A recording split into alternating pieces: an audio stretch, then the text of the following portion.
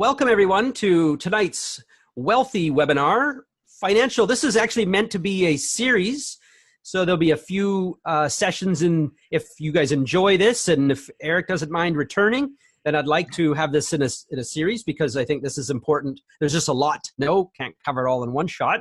So I felt, why not start off with why you want a financial advisor, even if you have no money. So let's start off at the basic level, and then we can move beyond that. So if you're looking for ways to move towards financial freedom, one of the first steps is to connect with the right advice. But who do you trust? Financial IQ is one of the best assets in today's economy. And this webinar will explore how a financial advisor can help you get on a path to prosperity, even if you have no savings and you don't know how to choose the right one.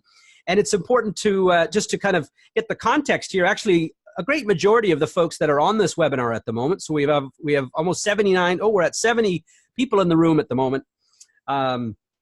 Just for everyone to know, we have a group of entrepreneurs that we're all here trying to find financial freedom. We are here because we want to create a legacy for our children. And obviously it's important to know how to get wealthy and also how to keep your wealth. So here's what you're going to learn: what a financial advisor does, how they can help you create wealth in a few dollars a day, 5 questions you need to ask before choosing one, plus a whole lot more. And our guest speaker is Eric Liriano, CFP and IAR. We are waiting to see if anybody can figure out what IAR means. So whoever can figure it out is going to win a gold star, and then we'll get Eric to actually answer that. So Eric is the principal and founder of Liriano Wealth Advisory Group, LLC. He's got actually over 25 years of experience in the financial planning industry, and he uses a unique approach for wealth accumulation and preservation. He's also a sought-after speaker and conducts financial planning seminars for employees of major corporations, health organizations, and educational institutions. So we're really honored to have someone of Eric's caliber to come and speak, because I looked at what it takes to become and maintain a CFP accreditation, if I'm saying that correct. That's correct, so, yes. Yeah, so I just think, well, how lucky are we to have you speak? So I'm going to go ahead and kill the slides, and we've got you, Eric. So let's go ahead and start off with, if you could, just share a little bit about your story, Eric, and how you got into the industry. Great. Thank you so much, Jody, for the opportunity, and also Doobie, who introduced us. I'm glad that people like you are taking interest in bringing this kind of conversation to your friends and your colleagues, because it is a very important topic, and it's a topic that we're not taught in school. You know, a lot of times parents have great intention, but they don't take a lot of time to talk to their children as we're growing up about financial planning. So right out of school, I went to BC. I grew up in the Boston area, and went to Boston College, and started right out of the gates in financial planning. My first couple of years, I did asset management, which meant that I sat behind a computer and picked out investments and stocks and bonds for a group who was trying to see if we could beat the market. And I did that for a couple of years and realized I did have a couple of client meetings here and there that I really liked dealing more with the public and helping people achieve financial success. And about 2 years into it, I changed my role a little bit and started working with families and individuals, a lot of entrepreneurs, helping them with their financial success. You know, entrepreneurs, business owners are very close to my heart, because sometimes when we work for a major corporation, some of these things are offered to us. We may get a 401k or another retirement plan, a pension. You know, we have group insurance, some protection in disability. So we get a lot of benefits through work.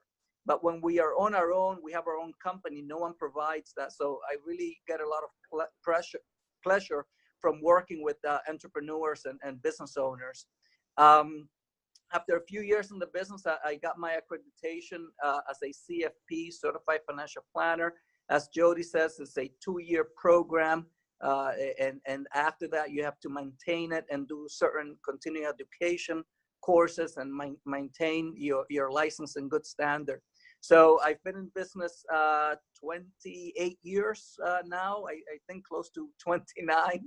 So I've seen, you know, a thing or two in the area. So I'm very happy to be in this industry and be able to help people achieve financial success. Right on. And if Doobie could just say a couple words about Eric, because Doobie's the one who was so kind enough to connect us to Eric. So Doobie, maybe just share a little bit about what you know about Eric. Sure.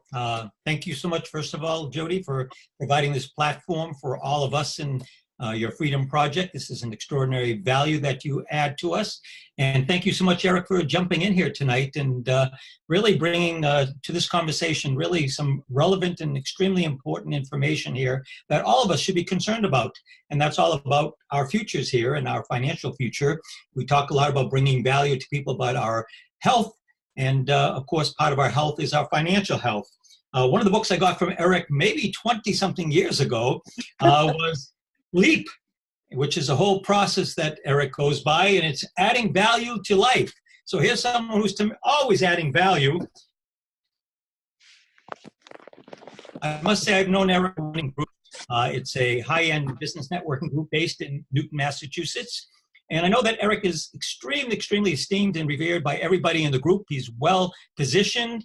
He brings in top people, whether it's estate planners, whether it's people who are investments, whether it be Terry, whether it be Matt, whether it be Don, who's the CPA in the group. He's got a cadre of people that he meets with on a regular basis that from all the time, without doubt, give their best clients who have maybe millions of dollars, or people who don't have that much money as well, to be able to help them to figure out and how to preserve their wealth. It's one thing to earn a lot of money. It's another thing to be able to preserve that for years to come, because we're living longer, as we all know. So yes. Thank you so much, Eric. Yes, you're welcome. And I don't know, Jody, if you saw, I think there was a comment about my microphone. Is that sounding better? You're sounding okay to me. Yep. I mean, okay. Perfect. Yep. Perfect. Yep. No problem at all. And I don't know if you might have mentioned this. I might have missed this, but just so everyone knows, you are from the Dominican Republic. So you've come to the United States, and you obviously were able to, find a bit of the American dream, weren't you? You've got your own business. Share with us a bit. Absolutely. Yeah, no, I take pride on that. And if, with your permission, I'll go back a little bit. I know that you asked me about a little something about myself, but that's important. The world is getting a lot smaller. So my parents came here when I was very young. I was 6 years old. And, it's one of those stories where my father came here with $80 in his pocket. And back then you could be sponsored with any company. You didn't have to be in high tech like now. There's certain categories of professionals that are able to get H-1 visas. Before, it was a little bit easier. And he was a carpenter by trade, and he was also a farmer back in the Dominican Republic. And he got sponsored by a cabinet maker, a company in New York. They used to make cabinets. So he came here, and he was a true success story because he did that for about 2 or 3 years. And then he started working in a factory and did that for about 8 years. Then opened a grocery store, and then a second grocery store, and a third grocery store. Then started buying real estate and bought real estate here and there. And I tell you, if we go back to the late 1970s, and you could understand the value of the dollar back then, he was probably worth about 1.2, 1.3 million back then. Wow. And unfortunately, a friend of his convinced him that it would be a good idea to sell all of his real estate at the time when the market was going down, and to buy in this particular area that was supposed to be up and coming. And he did that. And that area never came, and it never happened. So he lost a lot of money. And I think, how I got into this business was because there was someone who I knew who was very successful at it, and invited me to join their firm. But the reason why I stayed was because it always impressed me how someone who did so well can lose their money because they didn't understand, market timing, diversification. He had all his eggs in one basket. And people think that real estate is safe, right? And it is safe comparatively, but that's what really triggered my interest. And I always, during that time, you may remember some of this, maybe some of the people joining us, you know, you had people like Willie Nelson who were broke, owed a lot of money. And those stories always fascinated me. And I think from there, I developed this mission just to help people avoid financial failure more than anything. And with that, you start getting knowledge on obviously on your profession. And I say, well, I can help people build wealth as well. Right. But when you look at my practice, I do spend a lot of time with people talking about how do you preserve assets, protect assets, and make sure, and you mentioned this, that not only do you benefit and live off your assets, but also leave a legacy. How beautiful is that to be able to preserve for the next generation? And that was something that hit me when you were first, when we were having our pre-interview, was kind of where do you specialize? And as you'd said, it's for folks with assets, but also for families just getting started. Mm-hmm. So let's find out, for those of you that are here in the group and joining us, maybe you guys could let us know where would you be on sort of the investment scale? Are you on the one level where you barely have 2 pennies to rub together, or are you closer to the 10 level? And you've got some money now, you've maybe got a couple $1,000s even, and you're trying to figure out what's the best way to grow that or keep that. If you feel comfortable to share that, I'm just trying to get a feel of where Eric's expertise is going to be best served. Is a lot of us at the point where we're just trying to figure out how to get started with this, or we've already got started, but maybe we need some extra advice to see, maybe you already have a financial planner and you need to know if he's steering you right.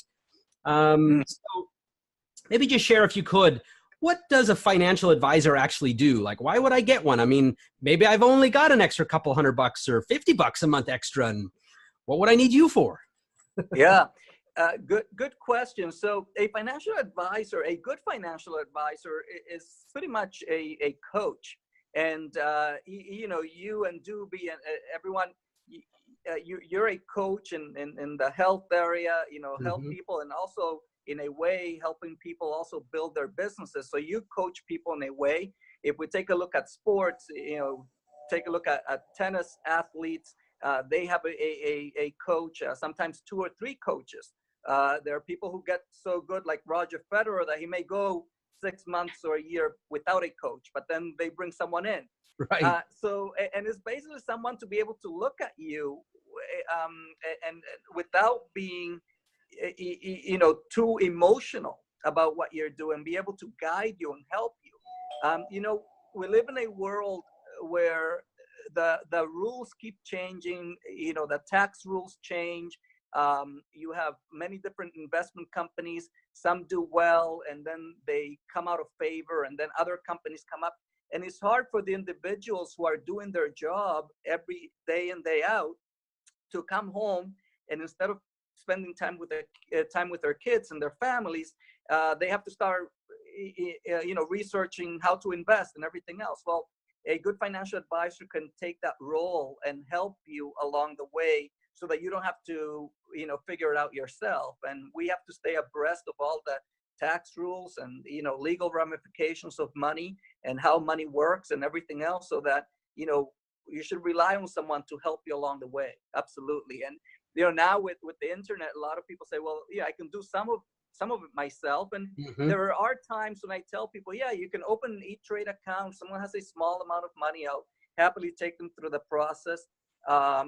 But in most cases, I find that, hey, it's not just investing that $2,000 or $3,000. It's long-term. Do I have a strategy? Am I taking care of my family? There are all of those other issues. Did I do my will? Do I have a trust? Do I need a will? Do I need a trust? So I help people figure those things out. And I think it's important for everybody watching that, because in our industry, we're all about creating residual income. So let's say you become a top rank in Shaklee, who, if you're new to this, you may not know this, but Shaklee is the supplier that we work with. So we run our own little mini office outlets, and we have customers that buy from us over the internet all over North America, and some in many other countries, if you are in the countries that Shaklee is in. So we've got a supplier, a product supplier. We've got an online business. And so you might hit the top rank with Shaklee, which is called Master Coordinator. So some people may feel like, what do I need a financial advisor for? I'm doing really well. I'm earning good money. well, of course, we need advice and coaching on how best to save that. But you may also think, well, I don't maybe need a big investment portfolio because my business is my investment, right? Mhm. And therefore, Yes. I'm going to get residual income. But we must remember, as we get older, we'll be less active. Our business may shrink. This just happens. This is a reality. And I deal with lots of masters, so I see this. What would be one of the things that you'd recommend for somebody they've got a large organization, and what would be, kind of the way you'd approach that thinking? Yeah, no, you hit the nail on the head. Sometimes I'm working with entrepreneurs and business owners, and same idea. They reinvest in their business so much, and with the thought or with a plan that they will sell their business one day. And if they develop their business and they have good employees, their business may be worth something at some point, and they can sell that, and that's part of their retirement. But sometimes what happens is that a business owner never grows as big as maybe they want it to, and they are the business. So that you take a look at a contractor, for example. Well, they may have a truck and some tools, but other than that, they're great in bringing in business, completing the home addition or whatever they're doing and getting paid. But the minute that they retire, that stops. And I don't know, with the residual income from Shaklee, if you can pass that to the next generation. And even if you get that during retirement, like you said, if you're not developing new clients and everything, that may shrink along the way. Right. So yes, it's creating other accounts, and I like to call them buckets of money. So and sometimes it's tax advantage and that sort of thing. And we can create accounts that will pay you another income stream. And I love residual income, whether it's from real estate, from companies like the one that like Shaklee, and then combine that with Social Security, other investments, if you have IRAs or 401ks, so that when you retire, your retirement money is not coming from one source. It's probably coming from 3, 4, 5, 6 sources. The more, the better. Right. Multiple income streams. I love it. So What are 5 questions that you need to ask before choosing an advisor? Yes. So I've a lot of people ask me, and especially when I'm doing some public speaking, if I'm interviewing people, what should I be asking? And by the way, something that has changed along the way, and we're using this great technology, is over the last 3 years, I've been able to use GoToMeeting very successfully to work with people in other parts of the country and even other parts of the world. I do have to be licensed in every state that I work in, and right now I'm licensed in 20 states, basically all the perimeter. So the East Coast, the West Coast, Florida, Texas, actually even North Dakota. Whoa. So when I speak to people, we talk about, if I can't service them, or just people who are curious, what are the questions that I should be asking a financial advisor? So I'll cover those now. Did you have a quick question, Jody? Or No, you go ahead. Oh, okay, good. So number one, when you meet someone, or if someone approaches you for financial planning, the first thing that you want to be sure is that they're credentialed. There are people that may come into this business on a part-time basis, sort of put their toe in the water, see if they like it, see if they can make it. And there are a few companies who would hire people under those conditions. I find in certain institutions, maybe in the banking world, where, you go into your banking and they may tell you, oh, you should meet our financial advisor.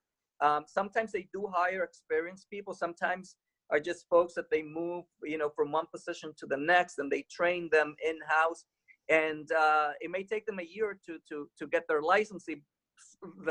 And so they may not transact, but they would be the first people to speak to you. So I would be sure that from the beginning you're dealing with someone who's properly licensed. If they have their CFP designation, that obviously will qualify. If you're dealing maybe with a CPA who also does financial planning, that's a great choice. Yeah, but the first question is, are you credentialed? Are you licensed, properly licensed in the state? All of those things. And the reason why that can be a risk is because people can put themselves out there as a financial advisor. I had a friend who was a mortgage broker, who was a great mortgage broker, and I started hearing him say to people, I act more like a financial advisor. I'm advising people what to do with their mortgage and refinancing and taking money out and using it for other things. And that can be a successful strategy. It's also a dangerous strategy. So unless you know all the moving parts, you have to be careful. And then you may run into this where you have friends who tell you, I'm flipping houses. Would you like to invest with me? So all of a sudden, if you're not dealing with someone who's credentialed, they taking a look at the risk with that, at the tax implications, what can go wrong, all of those things. So that's the important part about making sure you're dealing with someone who's properly licensed and credentialed. That's number one. Number two, a good question to ask a potential financial advisor is, do you act as a fiduciary? And what I mean with that, a fiduciary is someone who has to take the client's best interest first. And you see this a lot with people who manage trusts who work for wealthy families, where they act as a fiduciary. And if they make an improper recommendation, they can actually get sued. So they have to be sure that they act in the client's best interest. And there's a myth out there. Last year, Congress put forth a proposal under the Department of Labor, and they were going to force all financial advisors to act as fiduciaries. So they have to go through additional training and everything else to be fiduciaries. And that was voted on 3 times, and it was never passed. So, and the first rule was just that financial advisors had to act as fiduciaries when managing retirement plans. So those are IRAs, 401ks, SEPs, 403bs, any of those retirement plans. But that never passed.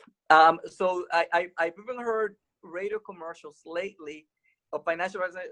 Oh, are you acting under the Department of Labor, the new law? People have to, financial advisors have to be a fiduciary. Well, that's not true. They don't have to be. They can choose to be, or they can get trained to be. And I would want to work with someone who is a fiduciary. And then number 3, I would ask a financial advisor if they're truly independent or if they work for a company. Now, there may be nothing wrong with a financial advisor who works for one particular company, as long as you know that up front and that you know that the investment vehicles that they're presenting to you are probably going to be from that institution. And there's some very successful ones. You think of some of the big players like Merrill Lynch. I mean, they do a great job, UBS and so forth. And then there are others that, have their own products, and I'm not particularly, keen on what they do. So I prefer to work with an independent financial advisor. And what that means to people who are listening is that an independent financial advisor can work with different investment companies and different insurance companies if their insurance needs. So they can work with Fidelity or Vanguard. Those are kind of the more popular ones in the US, or Schwab. And then if there's a need for life insurance and disability insurance, they can represent some of the top companies there. So that's a better flexibility. Yeah, and also there's less bias, because the person's going to hopefully connect the client with the right vehicle, not just the vehicle that pays me the most. Right.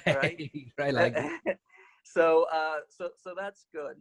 So that's 3. And number 4, you want to ask a potential financial advisor. And I'm very sort of methodical on this, and I really want people to take this to heart.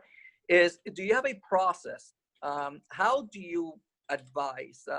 What do you look at? And, you want someone who has a process, a way of making sure that you're looking at everything A through Z. You may go to a financial advisor and you may say, oh, I have an IRA, or, I left this company and I have a 401k plan to roll over the assets into an IRA. And they immediately say, oh yeah, no problem. We'll take your 50,000 or your 20,000, your 100,000. We'll invest it for you. And that's it. Well, they didn't look at it, what else was going on. Well, you just left a company. Are you going to be working on your own? Are you okay for income for the next 6 months while you grow your business, or the next year or 3 years? So there are a lot of things that go into play, and I want someone to look at the whole picture holistically, and be sure that they're taking a look at everything. So, it's a very good process, a good way to communicate with clients what's going on. Do you meet with your clients once a year, every 6 months, every 2 years? And again, depending on the client, the situation, all of those could be okay. But you just want to know and having the understanding of what your needs are, and if it matches up with that advisor's process, all right? If that makes sense. That's perfect. And okay, good. And then number 5, I would say is to ask an advisor, what is your investment philosophy? And what is your financial planning philosophy? What do you look at? Are you in the camp where, hey, high risk, high reward? Or are you going to, again, take a look at everything holistically? Do you look at protection first, preservation of assets first? What's important? Is it more, debt management and saving, become a good saver? So every advisor is going to have sort of their methodology, their philosophy.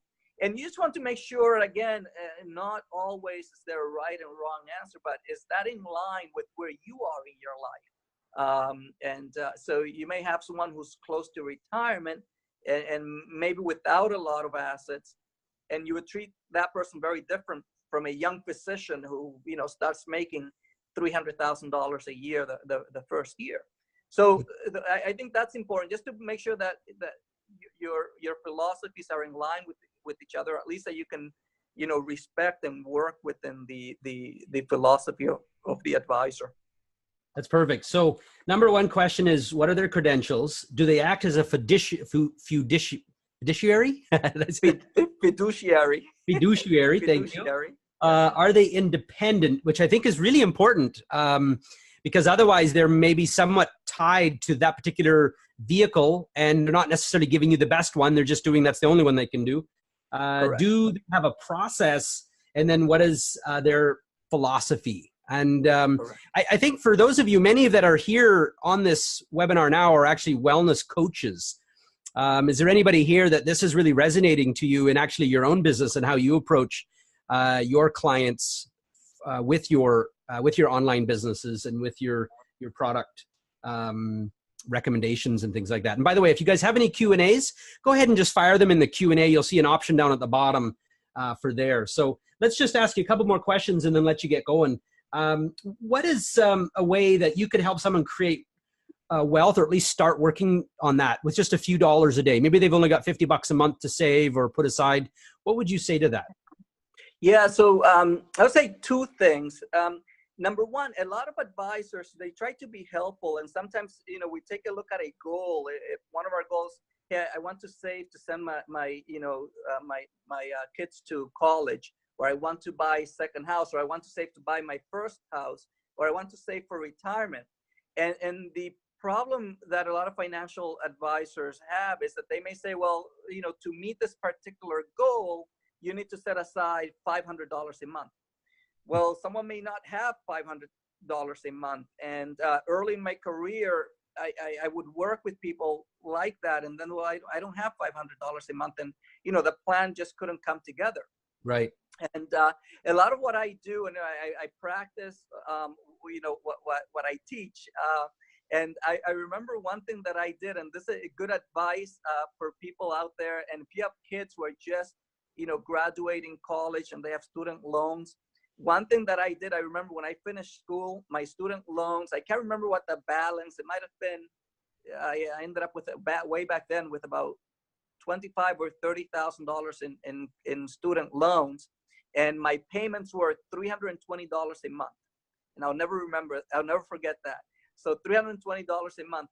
And the same day that I made the last payment for $320 a month, I instructed my bank to send $320 a month to a mutual fund, okay, to an investment vehicle. And so I had that discipline already. That was in my budget. That 320 I had It's to never pay. yours. Right. Yeah, exactly. So immediately that 320 just got funneled into an investment vehicle. And I kept putting into the same fund for about 10 years before I had enough money where I could take it, and now I can, do other investments.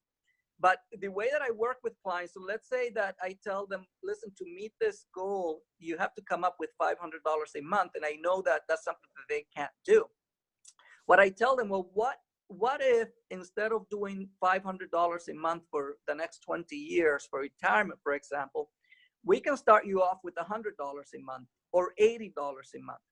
And then what we do is every year we increase that. So if we start with 80, next year we do 100, then we do 150, then the third year 200, and so forth. Somewhere around the sixth year, we're going to be at that $500 mark, and then we keep increasing it. So the seventh year, maybe 650 or 700, and so forth. So we will get there, and we sort of start taking baby steps. And that way, it's a great way that I can help my clients get started, like you said, with $80, $50 a month, $100 a month. So that's the first thing. And the other thing with that, Jody, and I think it's just such a great question. It's just if I'm able to help people with debt management, a lot of people end up with debt, either credit card debt, and then there's some good debt, like a mortgage, that's good debt. Even, college loans, that's good debt. You paid for something that hopefully, will yield you more income. Right. But just helping people with credit card debt, other debt, consumer loans, automobile loans. Those are ones that I think that people have to manage well, learn how to manage debt, and learn how not to get into debt. And one thing that's very important, I think this is a great takeaway for people who are listening, and something that you can teach your kids, is that debt is not the problem. And if you think of this very slowly, debt is not the problem. Debt is a symptom. And you folks in the wellness world are very aware of the difference between a health problem and a symptom. Right. And debt is a symptom of maybe overspending. Maybe you expect that you're making more money. Not having discipline, perhaps. I don't know. And things happen. Sometimes we get thrown a curveball. I understand. Car breaks down. We need to buy another one. Yeah, I get it. Right. But even then, we should learn to have emergency, preserves and all those types of things. And I can coach people on that. But yeah, if there's that, and sometimes people, I only have $80, a month or $100 a month to do something. Okay, that's great. We'll do something. Before we get there, let's take a look at your debt and let's see if we can manage it better. Let's see if we can do a nice pay down. Are there other assets that you have that maybe, if you're paying high interest rates, we can pay those off. So I work with a lot of people who are getting started, and obviously clients who have money are great, because they'll do larger investments, with me and so forth. But I'm happy to spend time with people who need help, and all I want them to do is to have a genuine interest and motivation to do well, to save, to invest, to become financially successful. And I'll gladly help them because, I've been there. So it's important.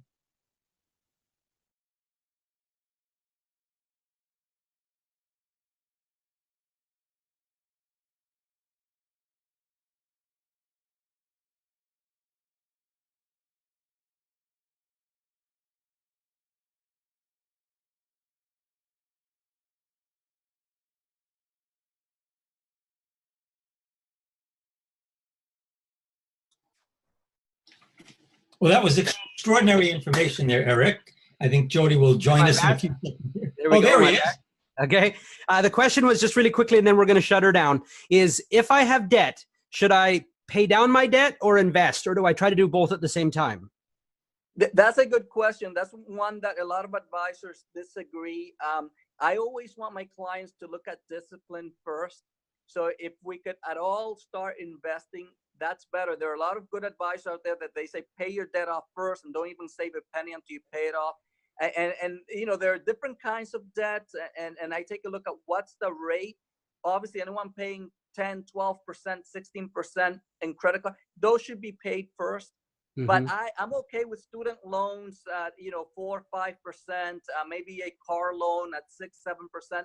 That's okay. You should probably be saving just to get that discipline, get you used to. You know, again, the best step that I did was just having that discipline for that $320 a month, just kept going. So I prefer that in most cases. But of course, every individual is different, but I kind of like that way better, Jody. So much of it is about the habit pattern. Folks, I'm just going to give you guys the link to Eric's website if you want to learn more about Eric, and he's got some content on there you might find very valuable. And I've just got to, let me just get back to my slides here for a moment, and then we'll let Eric get running. But go ahead if you could, everyone, and just share what have you liked best about what you've heard tonight? And do you feel this is a value, and we'd, you know, at some point, maybe again this year or something like that, you'd like to see Eric back, and we'll dig deeper into some of these questions, such as, should you do stocks and bonds first, or, you know, where to invest, things like that. We just covered obviously sort of the top of the layer here, but if you think that this is a value and you'd like to be able to share this again with more people, let's get the word and share that with Eric. Now, the best way to find financial freedom, and I'm thinking, Eric, you're probably in agreement with me on this, is to learn to run your own business, because Eric, you've got your own business. So sure. You're not working for someone, you are a financial advisor. And obviously probably a lot of the people that have wealth that you deal with, I would imagine, are in business for themselves. Am I right? Oh, absolutely. I have, I would think probably about 30 to 40% of my clients are self-employed or entrepreneurs one way or the other. Yes. Right.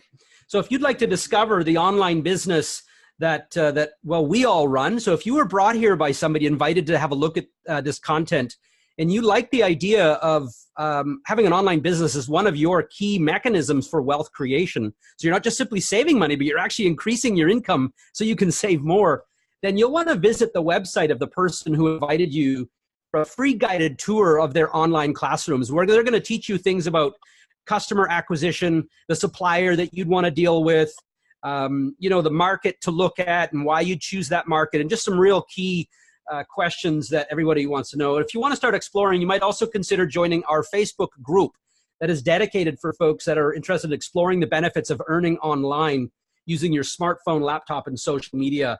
And if maybe Maura or someone here could post in the link, so that's facebook.com/groups/explore opportunities. So thanks again, everyone, for being on this webinar. I really appreciate you taking the time, Eric. Eric's down there in West Palm Beach, Florida, enjoying himself. So, you know, way to go, Eric, for taking a little bit of your day to come and be with us. This has been recorded, and this will be saved in the training center, and we'll also be posting it, I believe, in YouTube, so that you guys can get access to that, assuming that Eric does give me full permission to put that out beyond password protection. So with that, everyone, I'm going to let you all go. And Eric, I'll just shoot you an email later just to thank you, and we'll let everyone get going for tonight. So thanks again, Right. Doobie, for bringing Eric to us. Thank you, everyone. Thank you. All right. Good night, everyone. Good night, everyone. Extraordinary.